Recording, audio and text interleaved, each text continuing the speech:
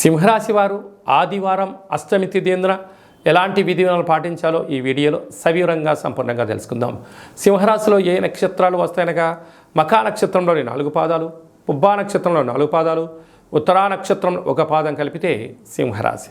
చాలామందికి పుట్టినటువంటి కాల సమయంలో డేటా ఆఫ్ బర్త్లో లేనటువంటి కారణం వలన పేరు యొక్క మొదటి అక్షరాన్ని అనుసరిస్తూ ఆ రాశిని తెలుసుకునే ప్రయత్నం అవుతుంది.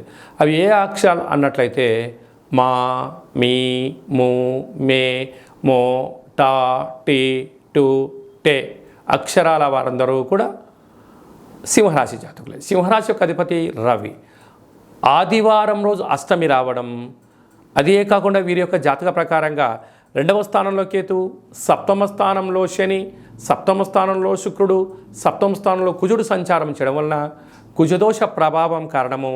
ఒకవైపు ఈ రాశాధిపతి రవి 8వ స్థానంలో ఉండడము, అక్కడే బుధుడు ఉండడము, అక్కడే రాహు ఉండడం వలన అనేక రకాలమైనటువంటి దూర వాయు జల ప్రయాణాలలో, వృత్తులలో, ఉద్యోగాల్లో, వ్యాపారంలో అనేక రకాల ప్రమాదాలు పొంచి ఉన్నాయి.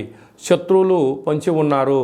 ఇలాంటి కాల సమయంలో చెక్కులపైన సంతకం పెట్టి ఇవ్వడం కానీ, బినామీగా వ్యవహరించడం కానీ, సలహాలు ఇవ్వడం కానీ, సూచనలు ఇవ్వడం కానీ, మీ జన్మ నక్షత్రం రోజున అష్టమి పూర్ణిమ తిథి యందున మీరు మౌనంగా ఉండడం వలన దూరావాయు జల ప్రయాణాలు ఆటంకాలు తొలగిపోయి మీరు అనుకుంటున్న అన్నింటి విజయం సాధించడానికి అవకాశం ఉంటుంది.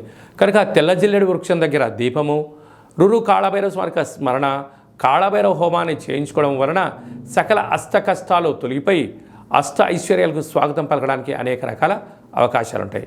కనుక వీలైనంత వరకు మౌనం, ధ్యానం, ఆధ్యాత్మికత మీకు అదృష్టాన్ని, ఐశ్వర్యాన్ని కట్టబెట్టబోతుందని చెప్పి గమనించాలి.